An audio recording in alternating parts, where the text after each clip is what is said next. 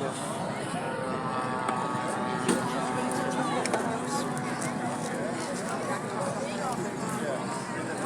What they did back then, I don't know.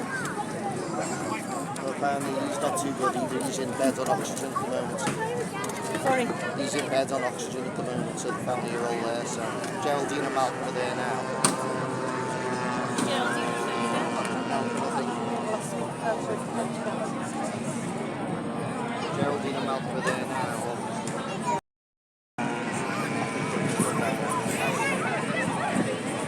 They've lost them together because they're always together.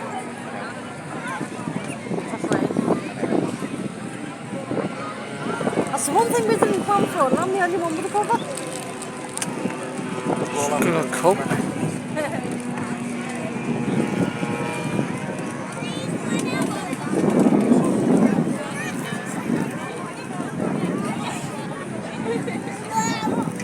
It's just a wonderfully satisfying thing to both fly and to watch Featuring two aircraft, you notice they are slightly different, and in this familiar element of intermittent smoke, which is used as a form of skywriting by many aircraft in the Donald there. Similar performances in many ways, but one is actually an extra 300 NG and the other is a CAT 232 aircraft. More about those in just a moment. Let's just pause and sit back and just see these wonderful manoeuvres these guys are performing.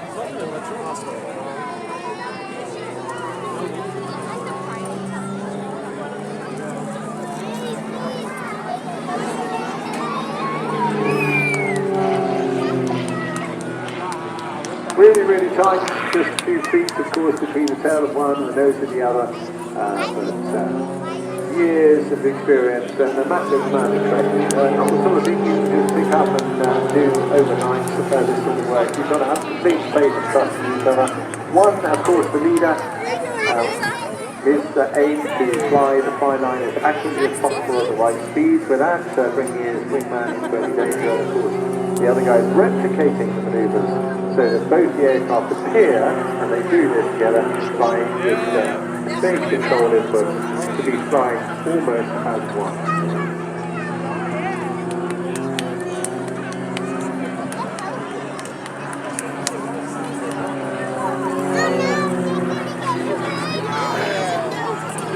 So you're all like my smoke though.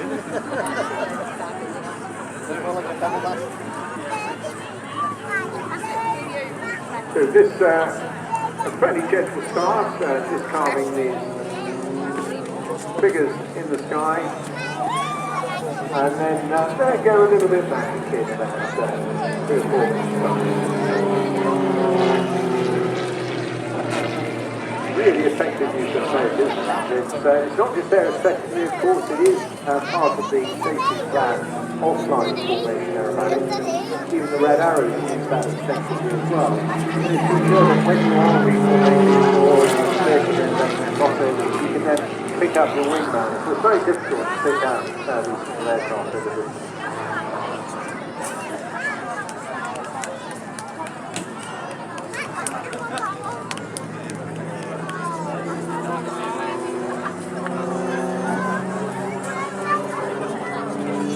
We're sitting out of the cockpit and you'll get a feel for the nature of the way aerobatics are flown.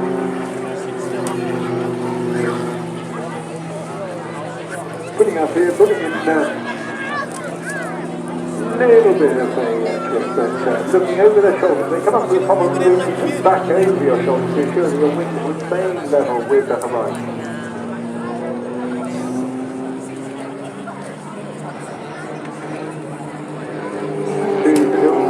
Sure they stay at a south distance, pulling a fair bit of G there. G is all about your body weight. At the moment, you're all out there weighing 1 G, that's your regular body weight. But as you pull to get around the turn, then you increase your body weight by the number of G's. So putting out into a short turn. All of the leader, big visual runner, 180 degrees, turn on the wing, and back in.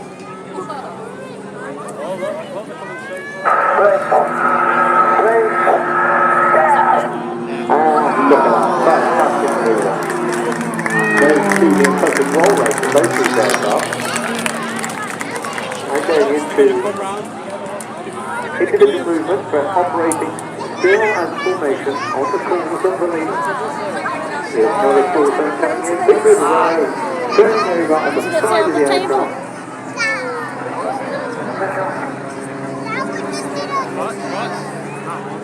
Coming in now for a high-speed crossover. Putting that thing on again. Rolling as they go upwards. Bringing back the power a little bit. Just pulling the aircraft over on its back and then using that altitude to create more speed and energy.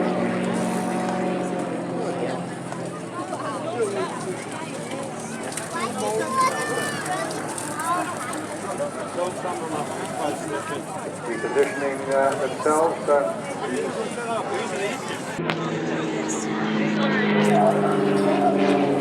So everything is action from the final word here. Performing the starting. A good opportunity to make a wish, hug your partner, and just sending a message of love.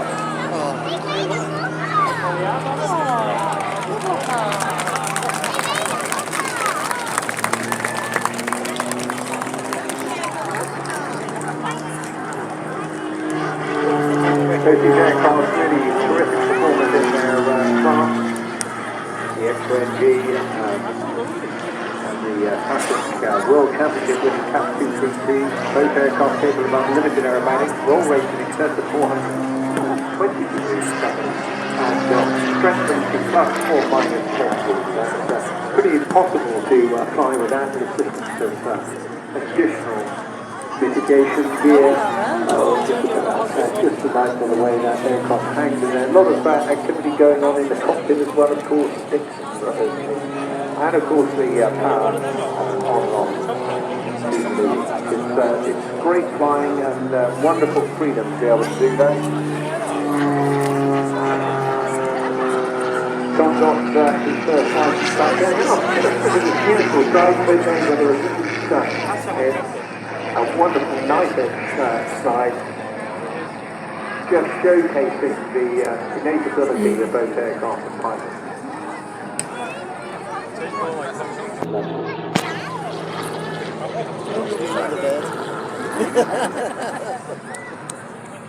Rolling out at the end of the run there. Top one is first aerobatic competition back in 1992. And we're just passing our grateful thanks to the team and our apologies, of course, for the interruption there. We just had to obviously touch that door as the next aircraft, which I know you're going to love, and to join us. And it's absolutely important that when you get these major fighter jet aircraft, whatever they have to be, for the particular schedule, and there's very little stopping them. Now it is going to get really noisy. A great opportunity, of course, to be able to come to these sites of way.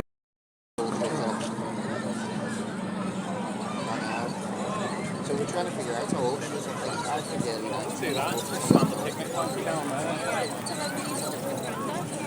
I'm sure Redwood's 11 years older than Dad, so he's 1994.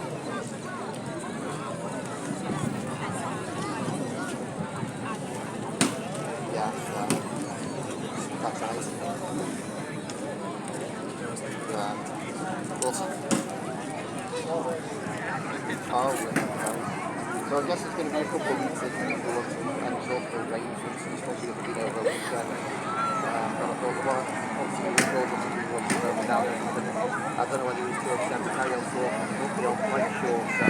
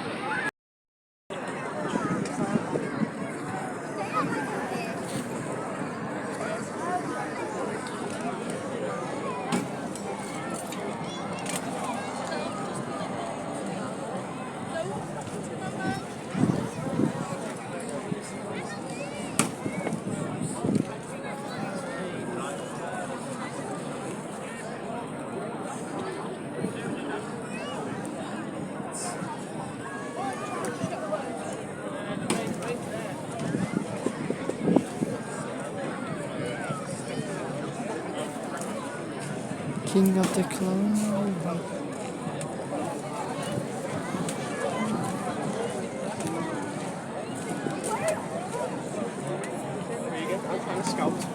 What's scout?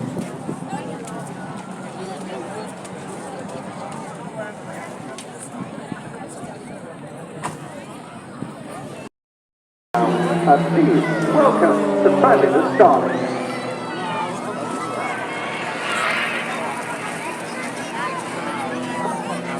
Brand new, just a couple of years ago, to the air show scene and concept, and really starting in amazing crowds throughout the country. These two guys right at the top of their tree, Tom Giselles and Michael Picking.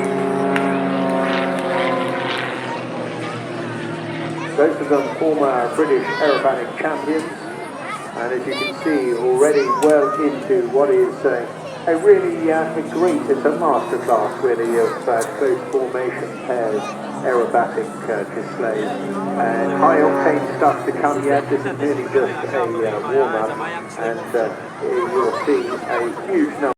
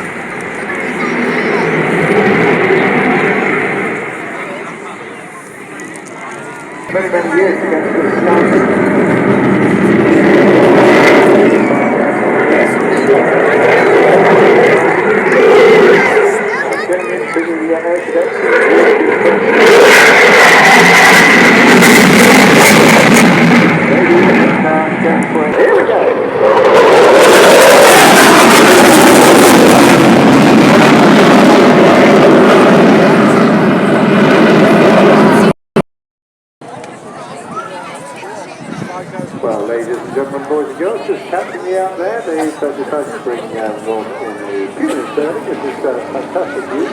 And this aircraft, as a firefly, you can see very often we've seen that smoke a moment ago, and that's very, very helpful in the funny thing. So this one painted yellow, which helps even more because you can see now as it pulls up on the right-hand side on smoky aircraft is, and the also one with superb visibility. In the hands of Rob, who's been flying for a huge number of years, a very absolute scout and a very experienced man. He earned his spurs in the Royal Air Force flying the Hunter and the Jaguar, and believe it or not, he was the strike flying way back in the early 70s, and he performed over 50 countries and won one of the early awards, then the WD&H Award Fellow gets the station.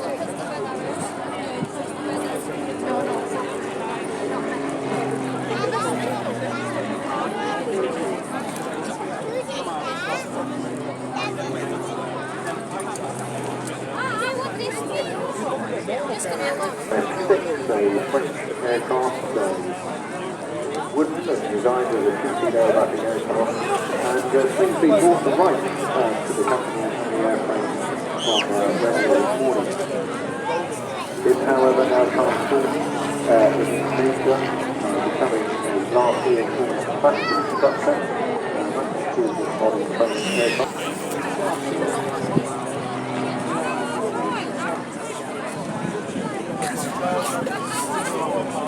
So the 160 here, powered by a 3-blade constant speed propeller, inverted fuel and oil system, just helps take but you'll see what he's doing here, a bit about it, he comes down to the top of the transfer that into an energy, giving the power to pull up as he is now into a lovely exactly what I call it, is about imagine if you were going around the outside of a very fast aircraft was used in qualification. It's also a great coordination trainer as well, and with all that visibility, sitting up in the canopy like that is really superb, and those things like tail trace and special skills for coordination flying. See black and white, the two greatest conspicuity colours actually, the yellow car. They are connected, obviously so much easier to spot this than a great white aircraft. I can't in a minute, he's just sitting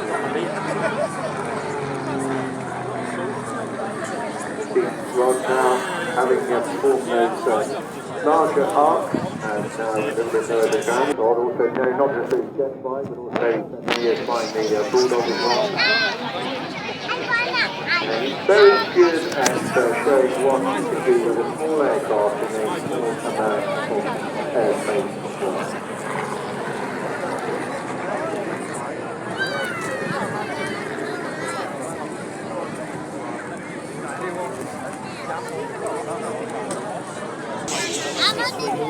Therefore, just being able to use training maneuvers physically, because the pilot does not have any initiated prevention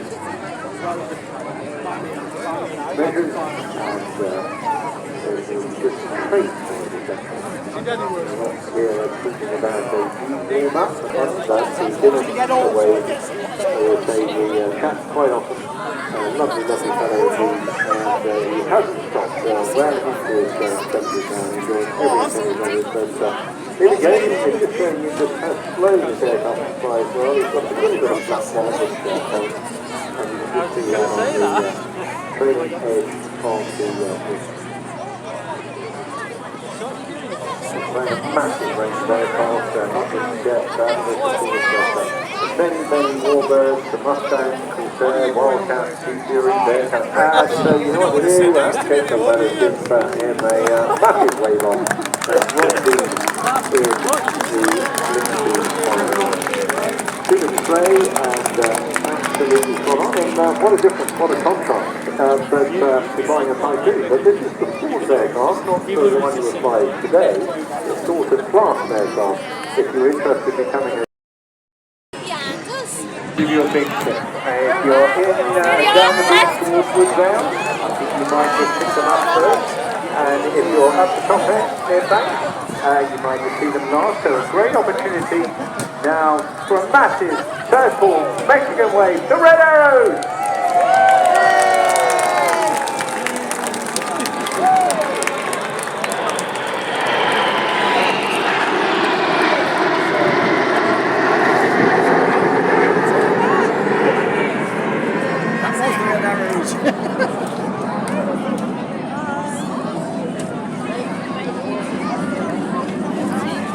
Fantastic stuff indeed. Well, great shame you didn't get to see the full display, but that's just the way the tricky tumbles, and we'll have to go with the flow for this year, regret to say. But nonetheless, they did their very best. I gather they put up a few pictures of the view from their cockpit when they were in Blackpool in the fog earlier on today. Such a shame, as we could almost see them over there, but they couldn't see a thing where they were sat. But,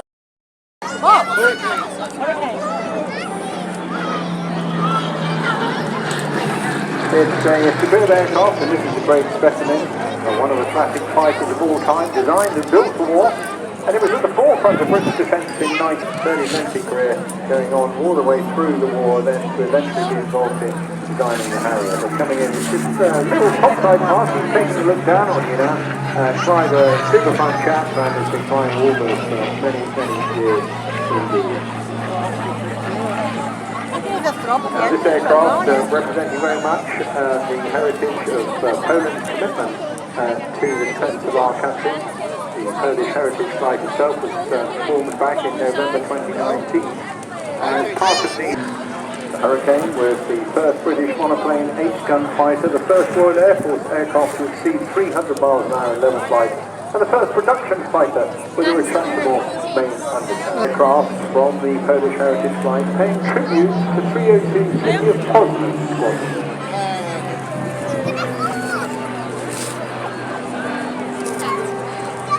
At the same time, it's also commemorating two particular pilots, Tadeusz Trofik and Commander Jude.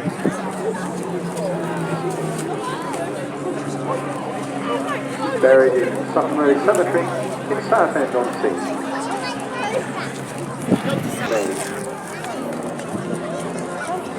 Julian was released in 1947 at the rank of Wing Commander.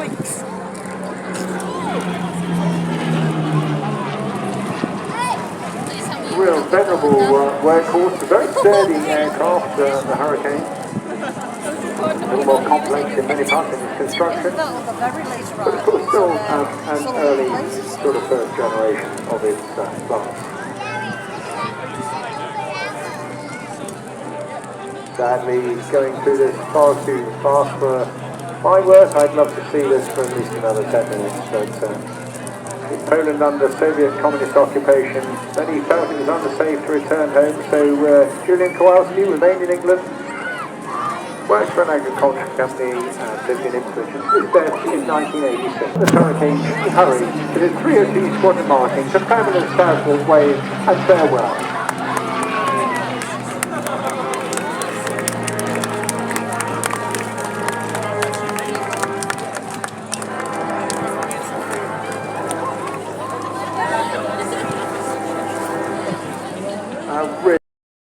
That was amazing, maybe it's so cool.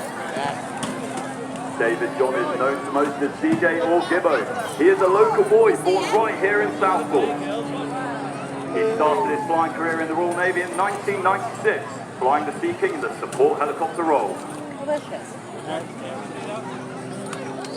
As this is DJ's second year with the shooter display, he is operating at a base height of 300 feet.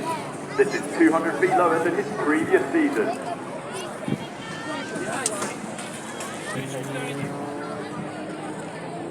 DJ rolls 90 degrees whilst pointing straight up before completing a stall turn at almost zero airspeed. Keen enthusiasts amongst you may notice this is the only 2023 RF display you'll be able to see a stall turn for. DJ is now serving in the Royal Air Force, and when not displaying, he is responsible for training.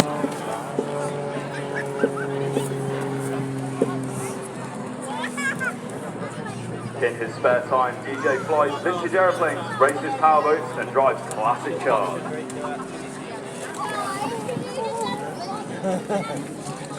The Shooter is operated by number 6 Flight Training School, primarily for UAS students and air cadets. 6 FTS is also engaged in other essential defence tasks, such as frontline mission rehearsal and training of mission support crews.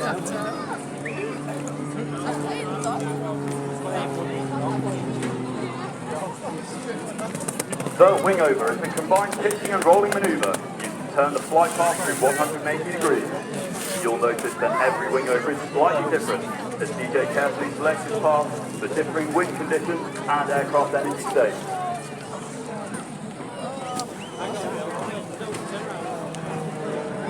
The Shooter has a top speed of 212 miles per hour and can achieve a maximum +6, while not as fast as Loud or the Typhoon you saw earlier today. Displaying the Shooter requires care. There are 13 air experience flights across the UK. These serve over 1,200 air cadet squadrons and RAF combined cadet force units nationwide. Each year the experience flights off trips to 20,000 between 12 and 17 years old. From the age of 13 you can glide in the Viking or fly in the Shooter and experience aerobatic manoeuvres like you see today. The RAF Air Cadets is also one of the largest providers of the Duke of Edinburgh Award Scheme and offers a range of other adventurous training. The Grob 115 Shooter is operated in partnership with Babcock International Group. It's constructed of a carbon composite material and has a 180 horsepower Lycoming piston engine.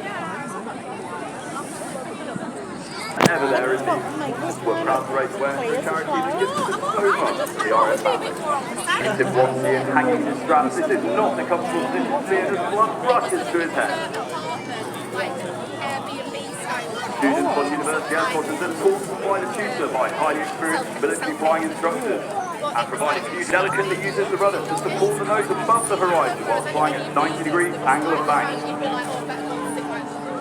Visit our test website or view the Shooter display leaflet to access the QR code to donate to the Netherlands Fund. University air squadron members are not committed to a military career after graduation. However, many do decide to join the Royal Air Force.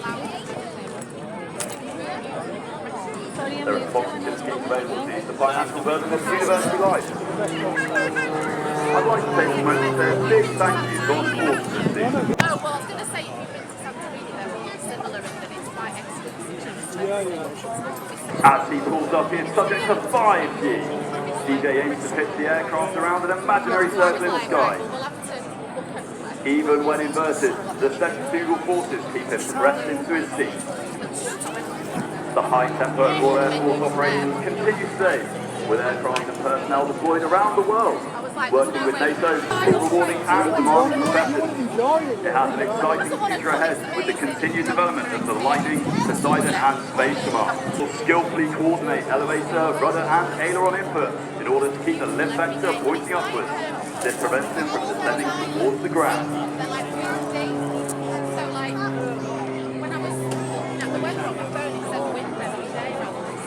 DJ will now bring the Shooter around for his departing way. This is another great photo opportunity.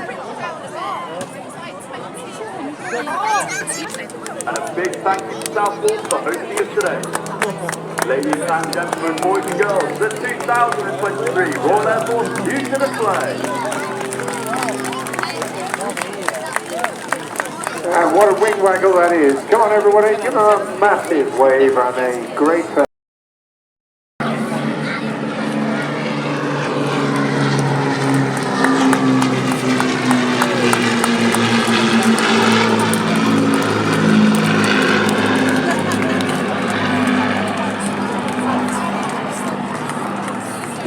What a beautiful sight, and one we hope to stay with you long after this display. Today's display will comprise of the Lancaster, the Hurricane and the Spitfire. All bases are in Connings Beach here since 1976. We are a regular flying squadron of the Royal Air Force. We have a very small but dedicated team of RAF regulars, reserves and civil servants who are all involved in making these displays possible. We have roles ranging from aircraft engineers and pilots, to operations, admin, public relations and training personnel who all work tirelessly behind the scenes. But I messaged you and said it's raining. Or when I messaged you, it's raining.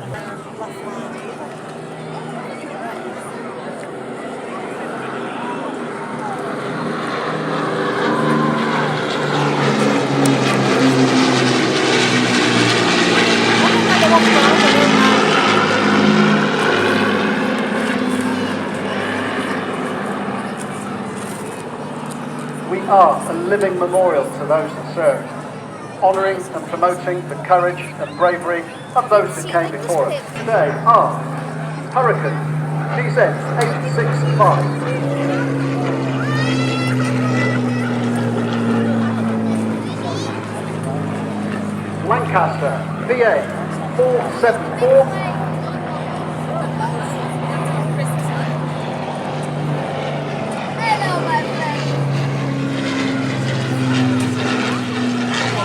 and Spitfire AB 910.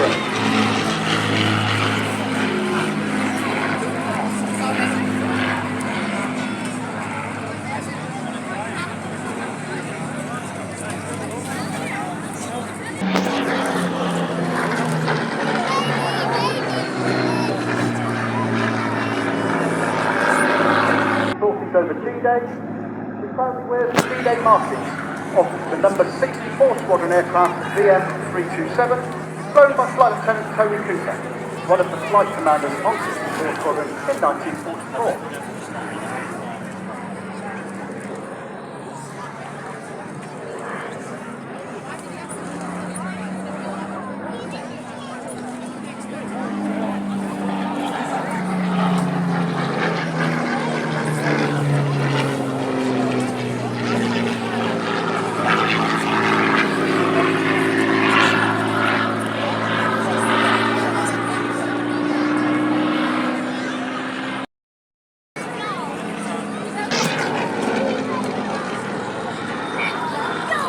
AB910 also famously flew the first unauthorised Spitfire passenger.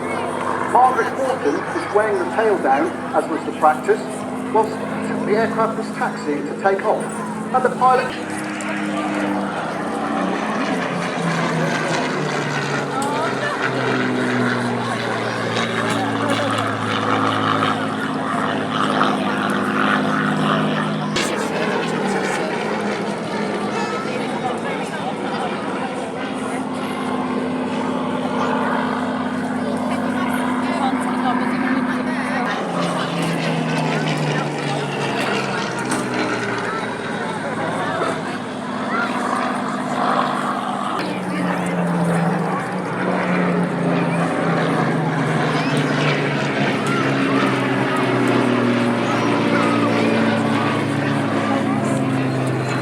Here we have our very special Hurricane.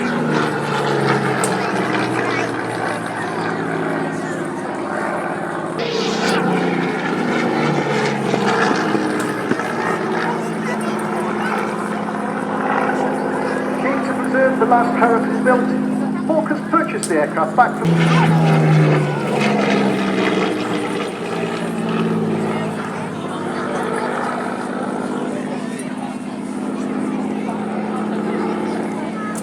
During the 1960s, DZ returned to its wartime camouflage scheme and made numerous display appearances, often in the hands of the famous fighter pilot, test pilot Bill Bedford.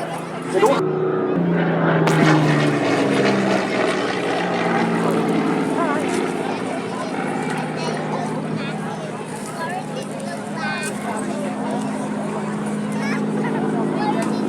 in March 1972, after a complete overhaul, DZ865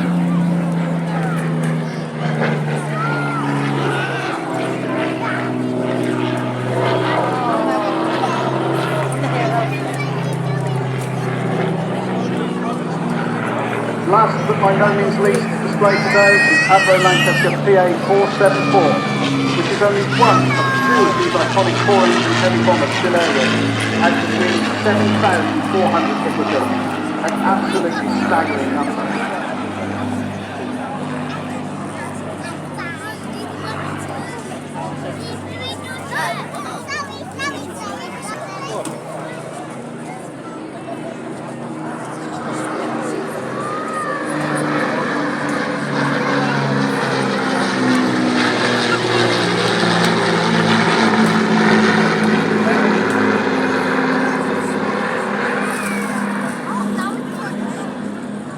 PA474 was built at the Vickers Armstrong Broughton factory in Haywards in 1945 at the end of the war, so did not see any operational service. The aircraft joined the BVF in 1973, making this her 50th year with us. PA474 was officially adopted by the City of Lincoln in 1975, and permission was granted for the aircraft to display the coat of arms and the name of the city on its nose. You look in the front of it, looks like it's got a grin.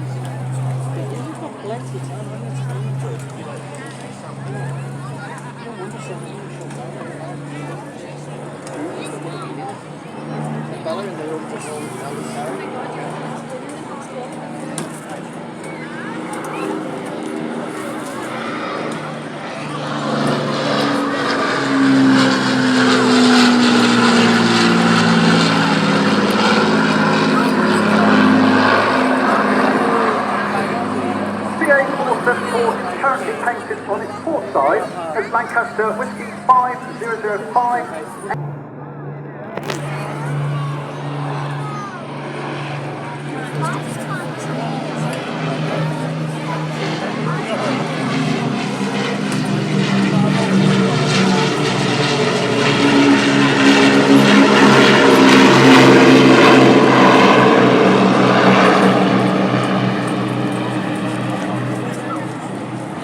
If you would like to help and support us at the Battle of Britain, membership in either organisation offers behind-the-scenes information throughout the year and most directly support the flight and everything that we do.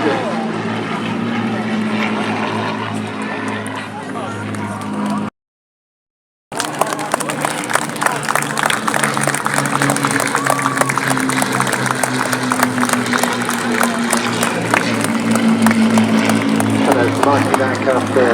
Flight passengers are wild blue yonder to our right, and Liam is absolutely on the button there with the rightful commemoration of those who gave their lives. So 2,353 servicemen served in the Battle of Britain. That, of course, is nothing compared to the number of bomber pilots.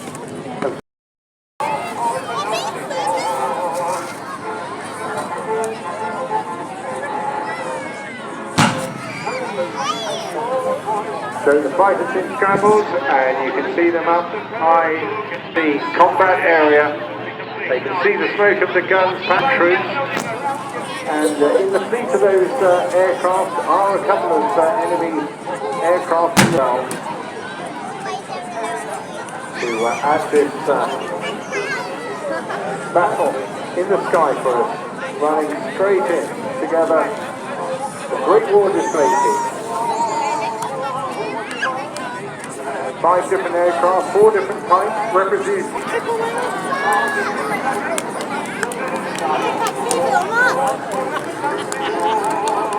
displaying for you now a carefully choreographed sight recreating the sound of a typical whirling dogfight as you would have seen if you'd been sheltering in the trenches of the Western Front well over 100 years ago. Already one hit has been made there, the smoke streaming from the aircraft, and here we are heading for a head-on confrontation.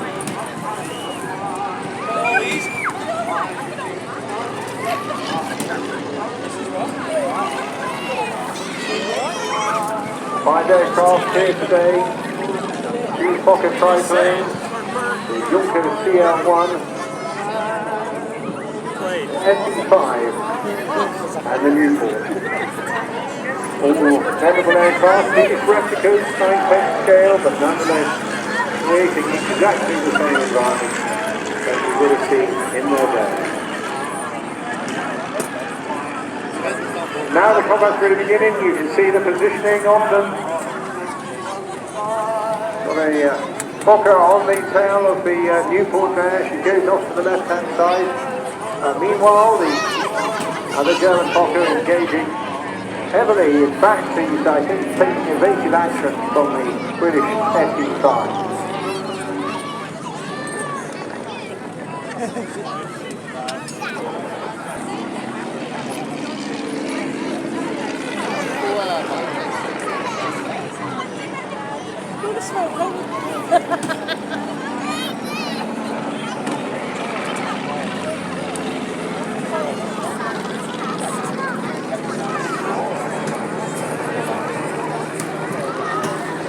triplane, very much one of the definitive aircraft of World War I, linked always with Germany's top-scoring ace, Manfred von Richthofen, designed by Reinhold Blatt. The GR1 was a direct attempt to copy the successful Southport triplane, which had appeared a whole year earlier than the enemy aircraft. Armed with two forward-firing span-down machine guns, highly maneuverable and a very formidable opponent.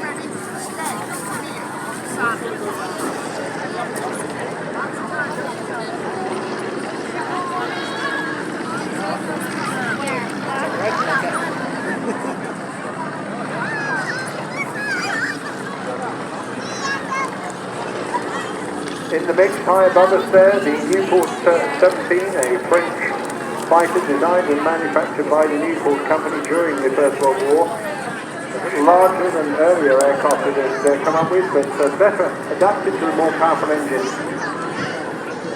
And also has the new Alcan Haley synchronization gear, permitting the use of a fuselage mounted synchronized Vickers gun firing through the propeller disc.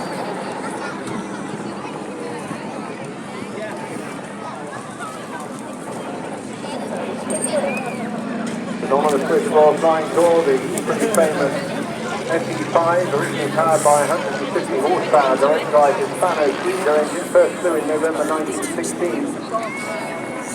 Only 77 of these were built before the engine was replaced by a better-performing 200 horsepower engine, creating the SE5A, went into squadron service in March 1917.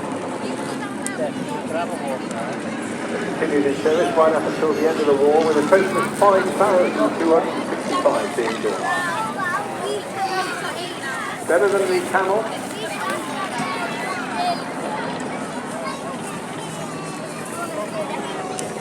The fewer squadrons were equipped with the SE5 than the Camel. Both those, particularly in the spring of April that year, then the German air arm suffered themselves.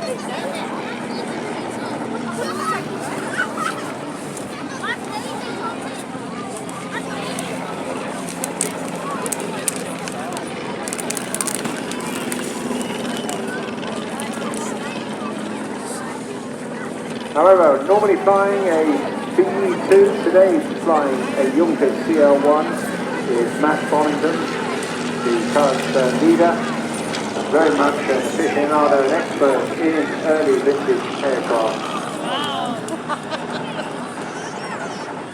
CL1 entered the fight as a ground attack aircraft.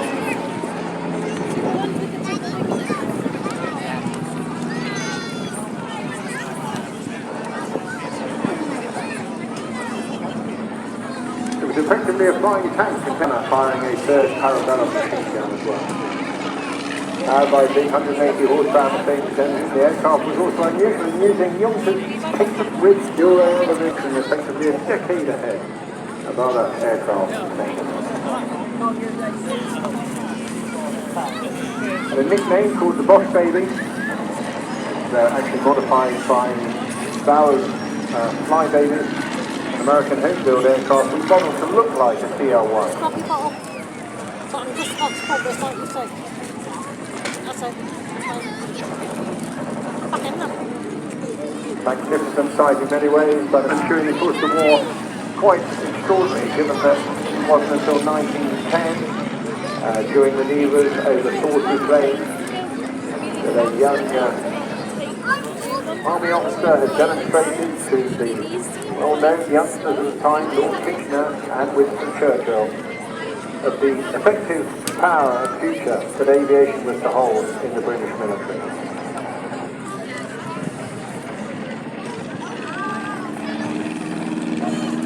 Repositioning now, not quite closing, but towards the end, a great opportunity, boys and girls, to give them away. They can see you really, really clearly, these pilots.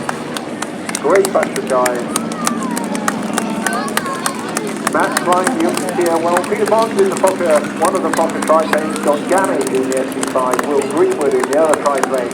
And John Gilbert in the Newport.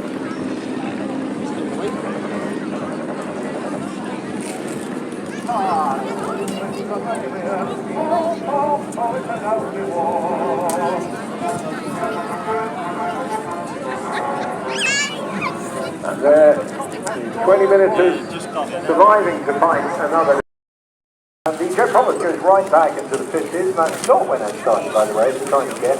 But it was some decades after that. But nonetheless, the Jet Promise, as it became a training aircraft, well known particularly the Mark III, first ordered, the first right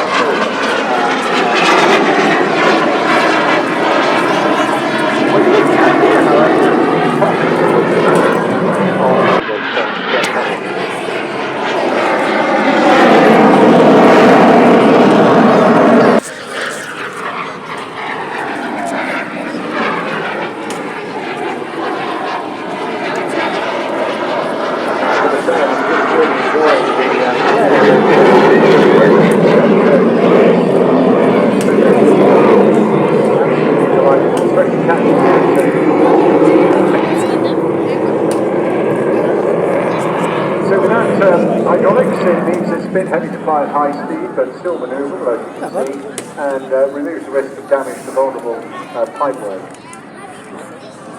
Extra thrust allows the aircraft to carry a variety of armaments, including 2 machine guns, up to 500 pounds bomb, or 32 Sura rockets.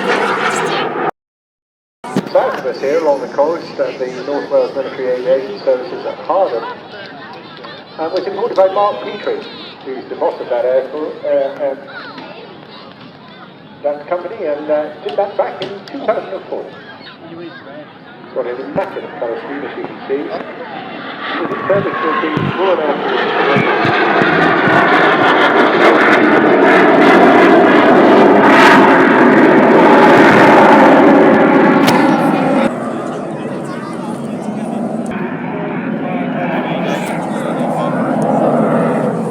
Like you today, Ian Brett, as I mentioned, an ex-Royal Air Force pilot, and CPR and pilot Institute after completing university, served for 13 years in the Royal Air Force, flying the Tornado GR4, a qualified pilot's navigator instructor.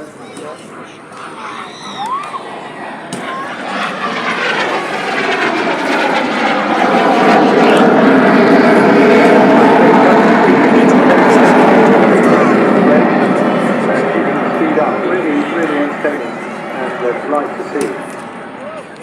Eventually QFI, the tutor with the elementary flying training, before then going into manage his own passion.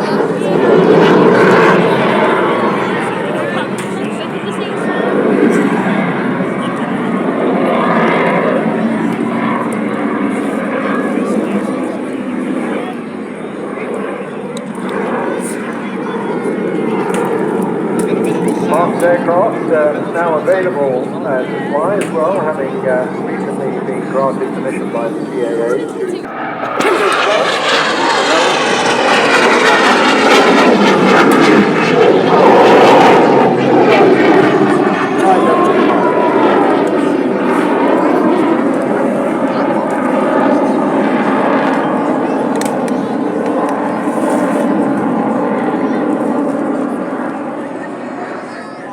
and you just hear the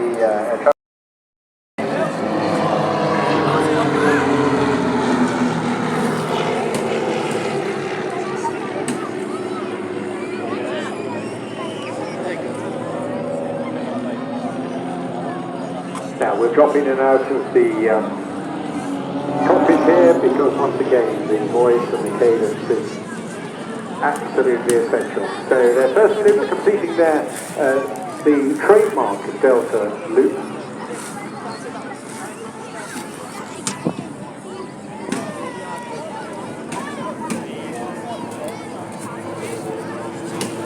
Here, coming up. Oh, look at that, the sun just catching them beautifully against the grey sky. Absolutely brilliant contrast, so it's great day for photography. Now, as they go out to the right-hand side here, they'll call a break, and the 4 central aircraft will form its box formation, and whilst they're manoeuvring, you'll see Ravens 4 and 5, and looking absolutely splendid. And here's a good example of the aesthetic use of the plane. Pulling up.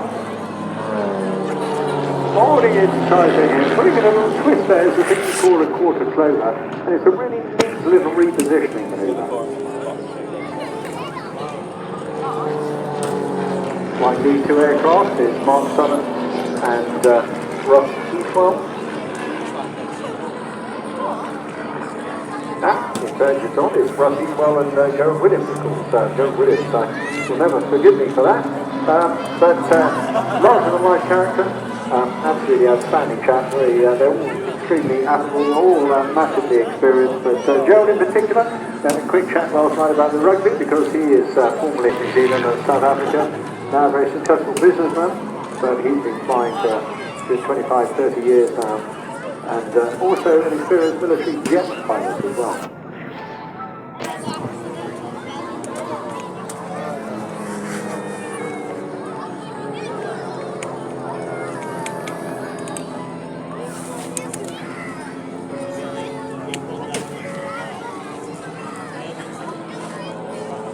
Really super graceful manoeuvres, aren't they? And you're enjoying this as much as we are. Keep your eyes to the left as well, though.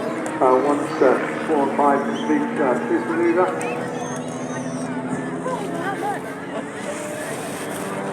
Smoke is on for the left-hand side. They're now in mid formation, you see, with Raven 1, 2, and 3. And 4 and 5 pass underneath. Number 6 pulls up and enters the side zone. Raven 6 is Mark Southern, Mark by trade an airline pilot with, again, massive amount of experience, predominantly on the Boeing 75 and 767, but also recently on the Airbus 320 and 330 as a training captain. So originally as an air electronic operator on a Nimrod, and in the anti-submarine role, and then of course fishery protection and SAR were also secondary, on SAR being great opportunity for you photographers now coming back in the Delta. They've been putting up with the vertical split. Let's have a listen.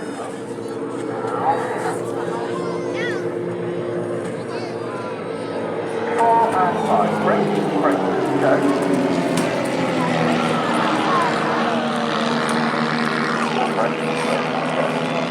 So, both elements, 4 and 5 breaking off to reposition for their opposition passes, whilst the remaining aircraft 1, 2, 3 and 6, again repositioning out on 45 back into box formation.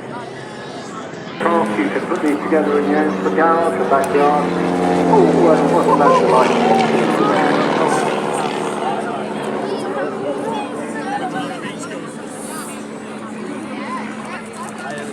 5 completing their opposition passes. Keep your eyes now out on the 45. Coming high for their quarter closer. Very graceful maneuver.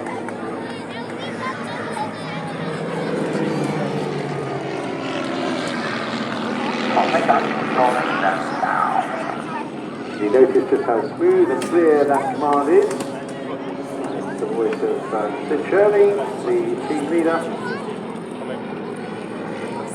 Himself also hugely experienced as well, having done multiple tours on the Tornado F3 as well as TFI tours on the board as opportunity for the University Air Squadrons, but more recently on the Grob 120 TP prefect. The University of Wales has one to say happened.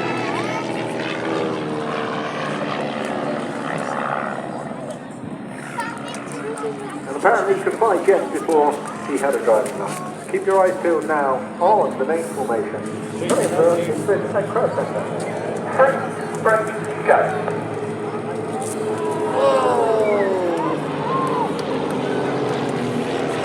Completing the cross break. Keep your eyes now for Raven 4 and 5. Come into their tail chase double lift. Again, really lovely manoeuvre to watch. And again, it's all on the cadence of the voice command, and that is why by putting the control inputs onto the very last, literally mentioned the final syllable, that is how we get such excellent synchronized lines. a fair amount of practice helps as well.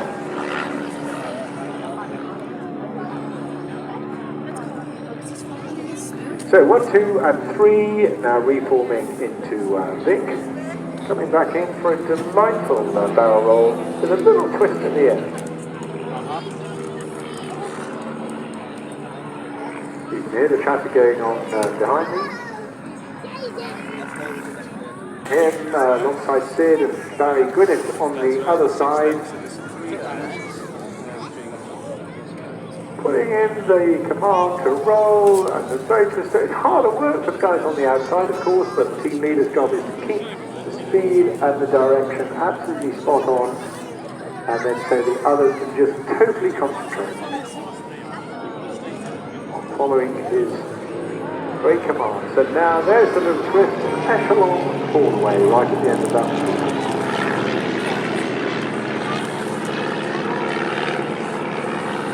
That's 4 and 5. Putting in the right field. Make a wish, hug your partner. This is the pop. While they're doing that, on cue, Raven 6 will come in for the spin. Here he comes.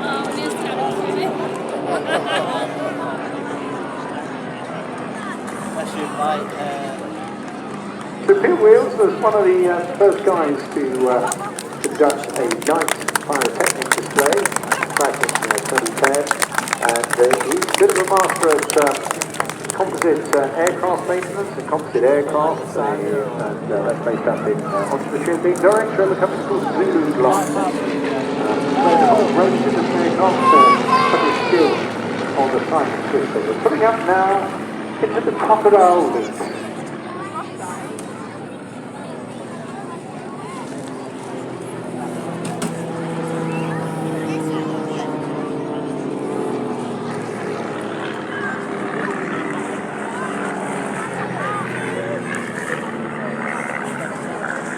Now this is a bit of fun here because they're now repositioning and reformating for what is quite a tricky manoeuvre. So 1, 2 and 3 there under the command of right up riding high at the moment as they'll cut the corner. Come back in as they go into, we've got a really lovely manoeuvre coming up now. And it's called the twist. Let's listen in.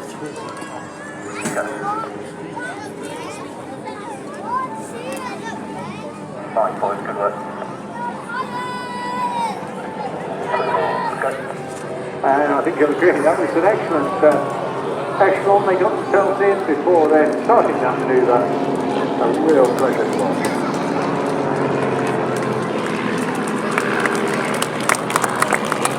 Right alongside there's number 3, Barry Griffith. The Spirit display pilot having flown the Team Osprey and displaying his Yak 52.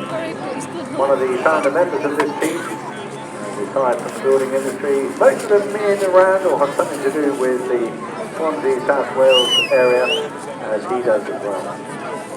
Spent a decade flying out of. They line up on the date of today's display. They begin their pull up for the 2023 Royal Airport Chinook display.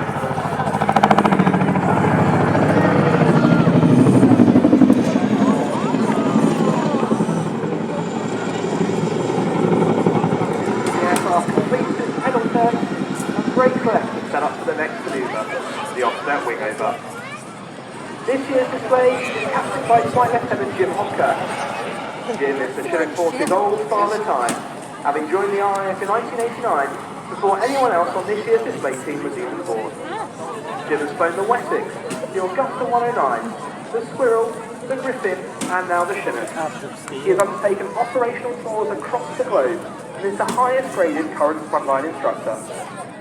Rumour has it, he even inspired Leonardo da Vinci's original helicopter drawing.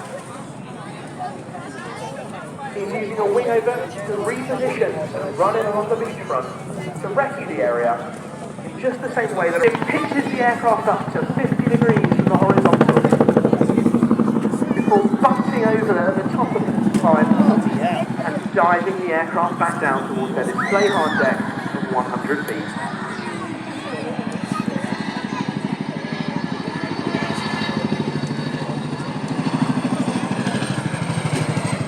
rounds out and begins the second climb, you can hear the Chinook 5,000 sharp horsepower engines offering up a massive chunk of their performance to help him climb over the top. He's pushing all 15 tons of spinning metal to its limit as he dives it back down towards the hard deck for a second climb. As he repositions for the next manoeuvre, I'll introduce his co-pilot sitting on the left-hand seat. Flight Lieutenant Jamie Johnson is known as JJ on 18 Squadron. He joined the RAF in 2014 and has served on 18 Squadron since 2020. He's been fortunate enough to take part in exercises in a host of exciting locations around the world, including Macedonia, Estonia, Lithuania and the United States. They're running in now for the nose over. In this manoeuvre, Jim is entirely reliant on JJ to pack her. Let's join them to hear how that works.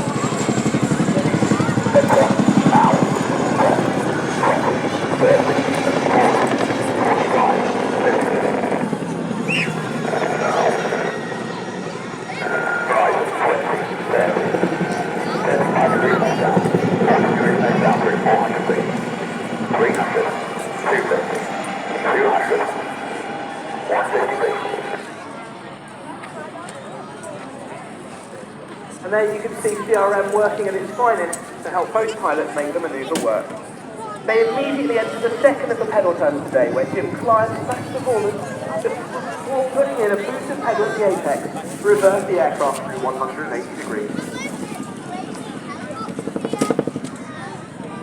They'll now perform a pass of the fly line and give you a cracking opportunity for some photos of this beautiful aircraft. The Chinook has proved its mettle time and again, overcoming the unrelenting heat of the desert and conquering the darkness. The unrivaled combination of power, agility and endurance has enabled the Chinook force to deliver on time and on target, irrespective of what is after them. It is inextricably linked to the modern battlefield, where it became known as the Flying Hospital. And here we'll see a demonstration of one of the maneuvers that was developed to help the aircraft land as quickly as possible, with the nose down quick stop.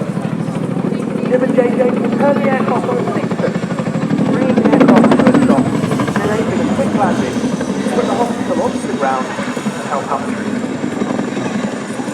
Now our Windlock's a little shy today, but it's a big cheer, and he might come and join us on the ramp. You can see him making his way towards the end, with those iconic hands thanks to your encouragement. Operating those orange hands today is Sergeant Josh Thompson. Josh is an Essex boy who left school and joined the RAF to be an air traffic controller.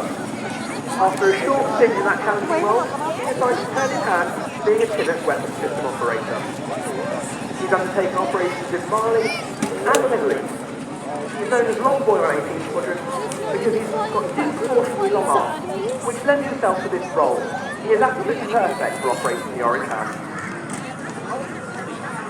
As they complete the wave along the beachfront, they begin strapping in and preparing for the Geordie corkscrew. This manoeuvre harks back to the Chinook forces time in Bosnia, where they would often depart the Geordie platoon base in this fashion. It helps them clear the steep-sided valley, lifted the morale of the troops that they had just resupplied, and gave the opportunity to demonstrate the Chinook's astonishing power-to-weight ratio.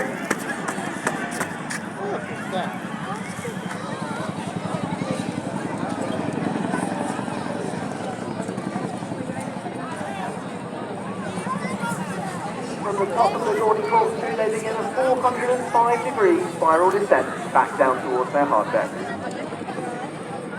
It's worth noting that all our display activity in the Chinook display team is conducted around our normal duties and operational commitments. Both aircrew and engineers work tirelessly to deliver their normal output, and will return to work after this fantastic air show to fly, fix and fight our mighty Chinook, and ensure the UK retains incredible air manoeuvre capability. Our crew of three today are positioning the aircraft now for the run in a break. This is a great chance for a rare photo of the underside of the Chinook, but also is the opportunity for Jim to bring the blade flaps that our display is so famous for.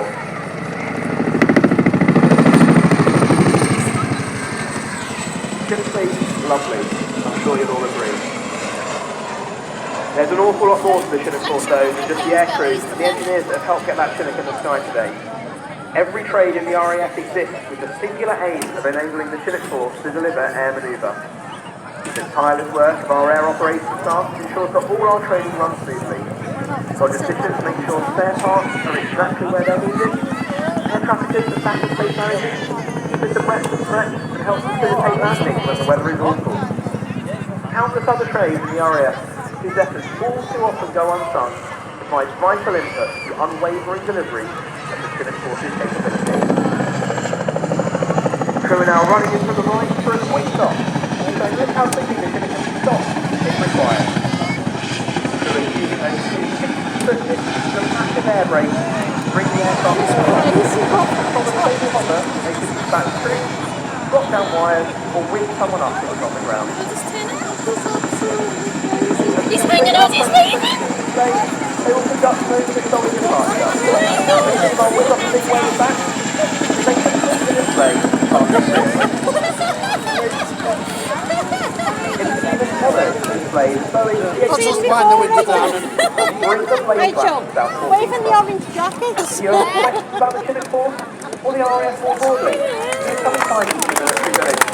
We can't answer all your RAF related questions. We'd like to extend a huge thanks to our brothers and sisters in Liverpool University Air Squadron who've been supporting us.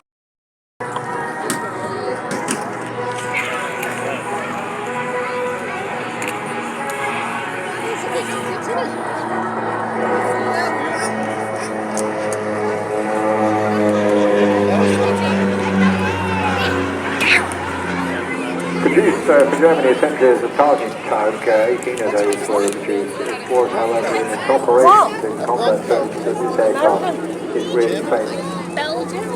Going through a series of different profiles, we're getting examples of the fantastic short takeoff and landing capability of this aircraft.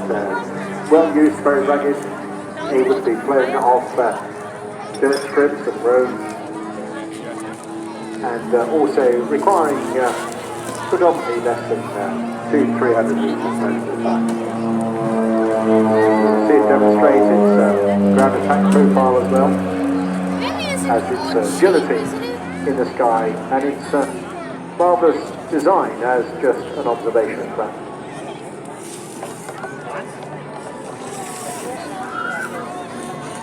The aircraft served in 3 US branches from 1965 right through to 1995, so that encompassed the Gulf War as well in 1991. So with the Air Force, the Navy and the Marines. I haven't had one!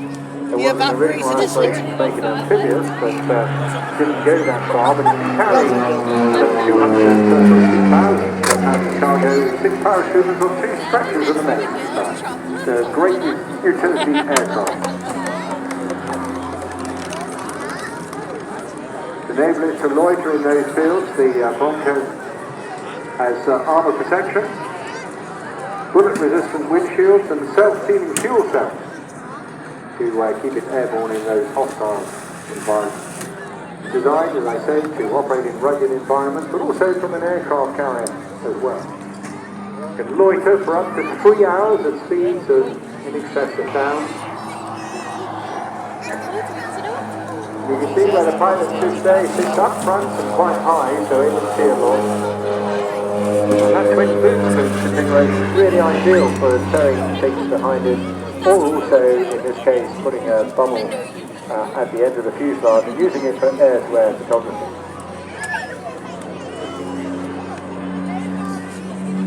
Orders for these just went to the United States, but Germany has been mentioned, Thailand, Venezuela and Indonesia. It also served and supplied in later years to Morocco and the Philippines.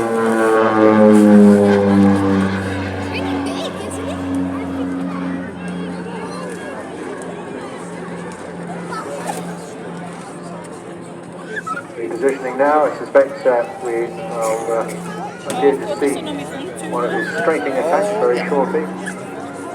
This is a good example of observing from altitude. Yeah, here he comes in now, stick forward, throttle coming on.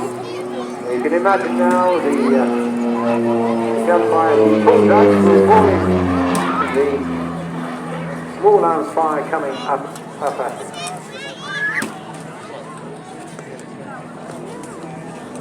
Tony, a great enthusiast, has always been a now to the pier.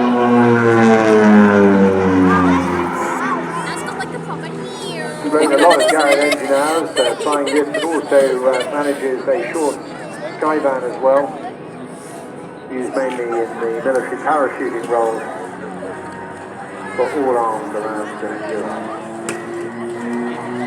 As an aviation photographer himself, he comes in for another straight run, this time looking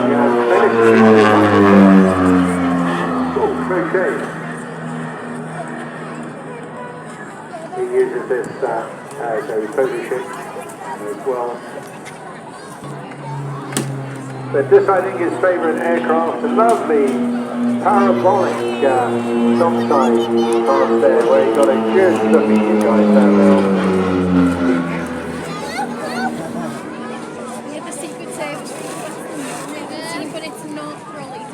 Aiming to give you the full profile of this aircraft. One of the many things it had to do in Vietnam was land on very isolated and deserted strips, often to drop people off, pick up munitions or thereabouts, and of course its low speed capability equally essential during that phase as well. Yeah, the big wing waggle, absolutely delightful performance. Wonderful stuff, and that goes through the full 360 degrees from one side to another. Not quite over yet. Great offset with more powerful ordnance on board. We're setting up now for what we call the K-SAN approach, where now I'm identifying that there are enemy troops on the ground trying to shoot him down, coming in very steep and quickly. And had we had a runway there, which we have had at Southport in the past, just literally needing a couple of hundred yards from this on the ground. You know to get some damage.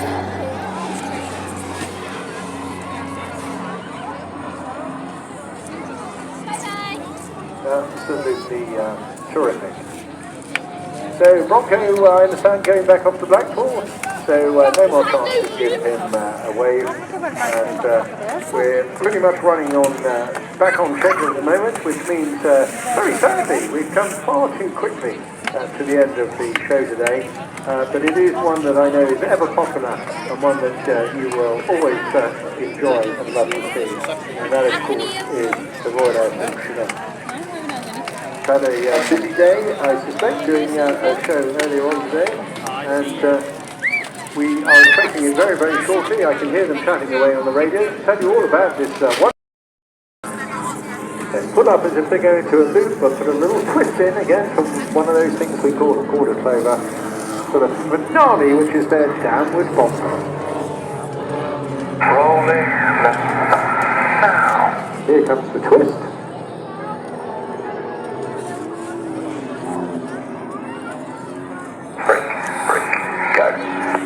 And there we go, ladies and gentlemen, Team Raven.